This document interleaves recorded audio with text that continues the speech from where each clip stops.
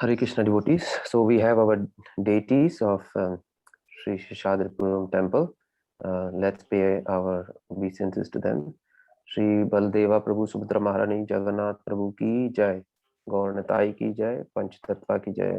Om Ajnanatimirandasya Jnananjana Shalakya Chakshurunmilitam Yena Tasmai Shri Guruve Namaha.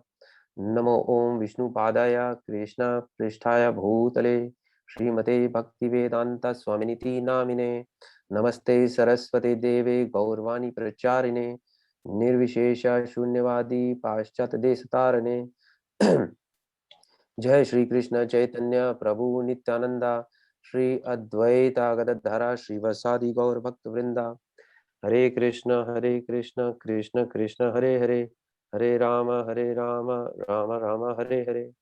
So we are still in chapter 1, um, and the chapter is about observing the armies on the battlefield of Kurukshetra. We'll be reading two verses today. Kulakshaye pranashyanti kula dharma sanatana dharme nashte kulam kritsnam adharmo abhibhavati uta. Translation: with the destruction of the dynasty, the eternal family tradition is vanquished, and thus the rest of the family becomes involved in irreligion. Adharmabhibhavat Krishna pradushyanti kulastriya strishu dushtasu varshneya jayate varna shankara. Translation: when irreligion is prominent in the family, O Krishna, the women of the family become polluted, and from the degradation of womanhood, O descendant of Vrishni, comes unwanted progeny. So the two shlokas here, the first one is emphasizing family tradition, which becomes vanquished and with the family, and family gets involved in irreligion. And the next one talks about what happens about if irreligion gets prominent in the family. So women becomes corrupt, degraded. So we will discuss these two together. So Srila Prabhupada has mentioned that there is earlier at the time, and this is in the battlefield of Kurukshetra, Arjuna is emphasizing. So there is a system for family to attain spiritual values, wherein members of the family have some responsibility for it. So particularly everybody has some responsibility, but here emphasis is on elderly members or men, because they were the role models to propagate that system, to propagate the spiritual values. And Arjuna is saying, so what would happen by killing? There will be nobody to take that responsibility. Elder members would be gone, men will be gone. So that is, there will be nobody to take responsibility, and which is so that is a problem here. So in which, as you can see in the present system, because nobody is taking any responsibility for such spiritual values, propagating spiritual values from the very beginning in the family. Therefore, outcome is in the society we see that everyone is irreligious. So here there are two things. One is religion, and the other one is irreligion. So Krishna says that yada yada hi dharmasya glanir bhavati abhyuthanam adharmasya in Bhagavad Gita. So if we don't follow religious principles, then we end up enhancing what? The opposite of it, which is irreligious principle. So according to the Vedic civilization, which is the emphasis on Vedic civilization, the family tradition, this family tradition of spiritual values was very strictly observed earlier, so that the family can be kept in order in religious principles from the very beginning. It was like it was imbibed into the children at a very early age. So that is, and why would you do that? Because the very purpose of having this human life, which is the best of all the other species, this human life is meant for reviving one's eternal position or sanatana position, which is eternal. So here Kula dharma sanatana, sanatana dharma, the real purpose of life, especially human life, is meant for reviving our sanatana dharma, our eternal occupation. And kula dharma, by observing, that is, kula means family, dharma, occupation, religion, by observing the rules and regulations of varna ashrama dharma, which is 4 varnas and 4 ashramas, that is, entire thing is kula dharma. So 4 varnas are brahmana, kshatriya, vaishya, sudra, and 4 ashramas are brahmachari, grihasta, vanaprastha, and sannyasa. So that is, one is expected to observe these rules and regulations of his particular ashrama or kula dharma strictly. And why do you observe these rules and regulations strictly? Because by observing the rules and regulation or regulative principles of each stage of life, for example, one transcends from one stage to another, uh, in uh, in the ashrama, whatever ashrama one starts with, so one progresses, and by that one will be able to please the supreme personality of Godhead. That is the goal.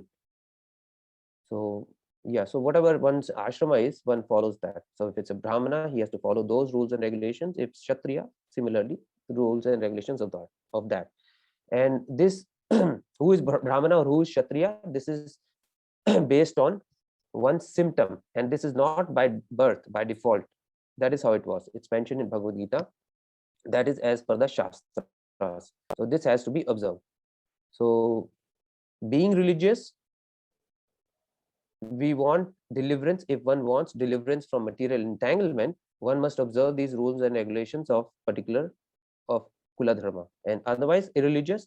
But if we do not observe rules and regulations of kula dharma, then everything is irreligious. Immediately everything is irreligious. So this is what Arjuna is emphasizing, um, that if this is said by the authorities, Arjuna is emphasizing that if adharma, irreligious life is propagated on account of not following kula dharma, or on account of completely losing kula dharma, loss of kula dharma, then everything is lost. This is like a chain reaction, because there is nobody to improve on it or propagate that. So why should I kill that? That is what Arjuna is saying. And because the human life is meant for extinguishing the blazing fire of material existence and please the Supreme Lord. So by that we lose our kula dharma, sanatana dharma, eternal dharma. So we have to follow rules and regulation. And the other one is talking about chastity. So in order to have peace and prosperity in society, we have to have good population, gentlemen, who are educated and who know rules and regulation. And this is what Vedic system is about, and to have good population. But not having it, the entire population becomes corrupt. For example, if you have a government which and you have some sinful bad population, and they become take power in government, then chain reaction is that the entire good government is gone, and going forward you will only have sinful bad population, because everything is polluted. And this is common. We see these ministers and in our country and other countries also. So here the emphasis is that it all begins with women, because women from the very early age were ensured that they are chaste by having their elderly fathers or elderly members of the family, and or else absence of family father, you would have some other men like elder brother taking such responsibility to ensure that women are trained in such a way. It was compulsory. She would get married at a particular age, young age, and so otherwise the outcome is um, bad population, bad progeny, or what is called papayoni, defective progeny, which is less intelligent. So this was by default imbibed into them, and this was all about Vedic culture. So there are many. Um, so this is about dharma or religious principle. One which is called getting a woman married early, which is kanyadaya. So father has to ensure, which means obligatory. It is compulsory that father must get women daughter married. unlike men who could continue to practice brahmachari throughout their life, they don't have to get married. So for women, it was not an option, it was compulsory, and father had to ensure that. So if this is neglected, if this religious principle dharma is violated, then people will become neglectful of this tradition and religious principles, and so on. Again, it will be bad impact going forward. The progeny will not be intelligent. So there were many rules and regulation earlier which kind of is lost. Like earlier, women were not allowed to mix with the men um, other than husband, without her husband. So they couldn't talk to any man, but it's not like that now. So it was very strict at that time. And men, it is said in Shastra that men was not, not allowed to be in a solitary place, even with one's daughter or sister or mother. This is as per Shastras, very strict. And but that's not the thing right now.